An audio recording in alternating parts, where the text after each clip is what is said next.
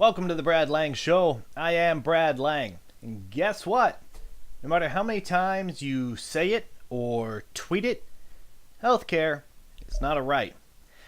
I'm not surprised that you think that, though, considering the left's been trying to add rights to the Constitution since FDR.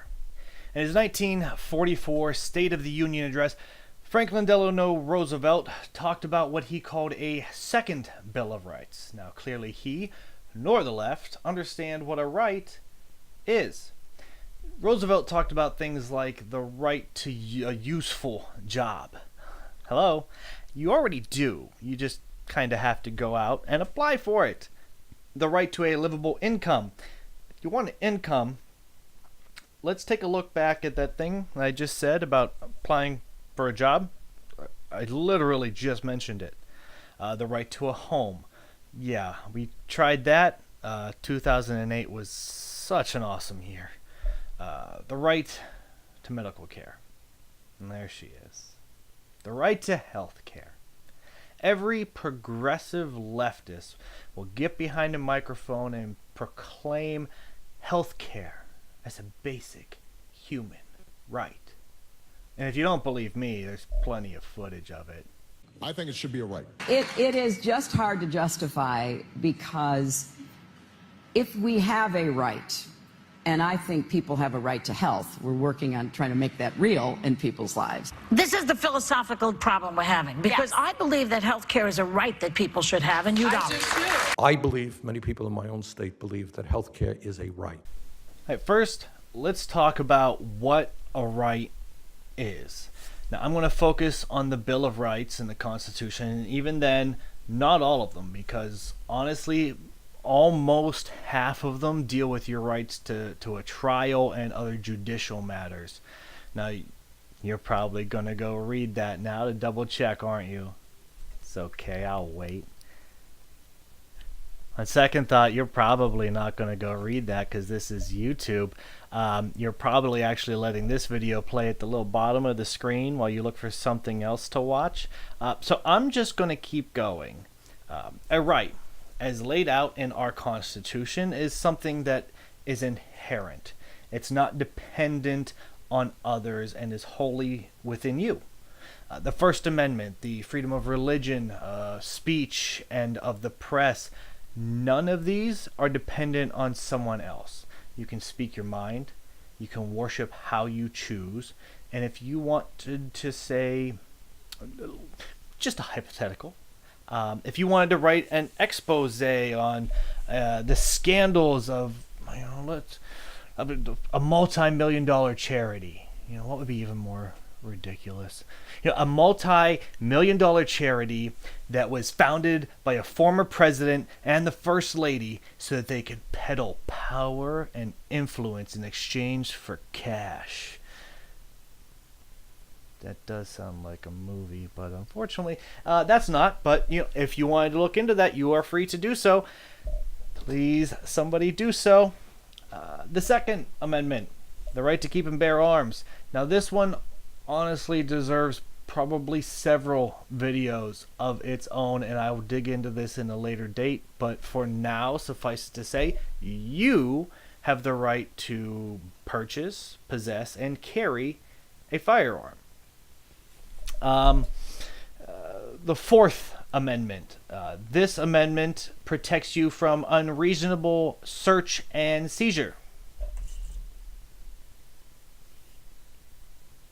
I ain't stepping out of shit, all my papers legit. Well, do you mind if I look around the car a little bit? Well, my glove compartment is locked, so it's the trunk in the back, and I know my rights, so you gon' need a warrant for that. You get the idea.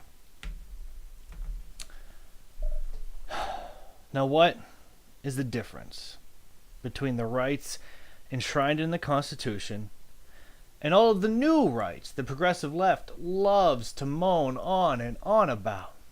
You see, nothing in the Bill of Rights requires anybody else to do anything. You can do the things, and other people cannot do the things to you, but it all boils down to you. You should be able to secure your life, your liberty, and your property. The rights wish list of the left and the other progressives, well, it's almost entirely predicated upon someone else doing something or giving something to you. Leftist rights are antithetical to what a true right is, in that in order for you to attain these progressive utopian rights, it requires you to trample on the rights of somebody else. The right to a job. Now, what does an employer have as far as the ability to choose in who they hire? Now, what restrictions would they put in place as far as who can be terminated? Are they even allowed to be terminated? The right to a livable income. Now, based on what? What metric are we going to use? Almost everyone in the United States falls above the global poverty line. Where do we set the standard for livable? Bernie Sanders claimed it's $15 an hour for now. Now, how's that working out for you, Seattle? How do you adjust your livable wage for different cities or parts of the country? It's a hell of a lot more expensive to live in New York than it is to live in Tampa. Has anybody bothered to ask if these people can even afford to pay this new livable wage? Seattle? Nothing to add? Or how many jobs would be terminated instead of paying the higher wage? Seattle, this is really a section where like you would chime in, but you. Thanks, Seattle. The right to a home. Now, forcing banks to provide mortgages to high-risk borrowers, that's what started us down the path to the collapse in 2008 in the first place. So, great idea. Let's try that again. Now, lastly, healthcare. The left's great golden calf. Let me ask you this. What right do you have to someone else's labor? Their services, their experience? Now, few have said it better than Rand Paul, so I'm going to let him say it. With regard to the idea of whether or not you have a right to a health care, you have to realize what that implies. It's not an abstraction. I'm a physician. That means you have a right to come to my house and conscript me. It means you believe in slavery. It means that you're going to enslave not only me, but the janitor at my hospital, the person who cleans my office, the assistants who work in my office, the nurses. If you have a right to their services, basically, once you imply a belief in a right to someone's services, do you have a right to plumbing? Do you have a right to water? Do you have a right to food? You're basically saying that you believe in slavery. You're saying you believe in taking and extracting from another person. Our founding documents were very clear about this. You have a right to pursue happiness, but there's no guarantee of physical comfort. There's no guarantee of concrete items. In order to give something concrete or someone's service, you got to take it from someone. So there's an implied threat of force. If I'm a physician in your community and you say you have a right to health care, do you have a right to beat down my door with the police, escort me away, and force me to take care of you? That's ultimately what the right to free health care would be. If you believe in a right to health care, you're believing in basically the use of force to conscript someone to do your bidding. Now, just because it's a noble thing to believe that we are obligated as Christians, we are obligated through the Hippocratic Oath, we have always done this. Since the beginning of modern medicine, we have always provided 100% access. I do it in exchange for privileges. I do it because I believe in the Hippocratic Oath, but my hospital also says to me, you can only operate in this hospital if you agree to see everyone coming through the emergency room. I always have. We have always treated. We have always had 100% access through our emergency room.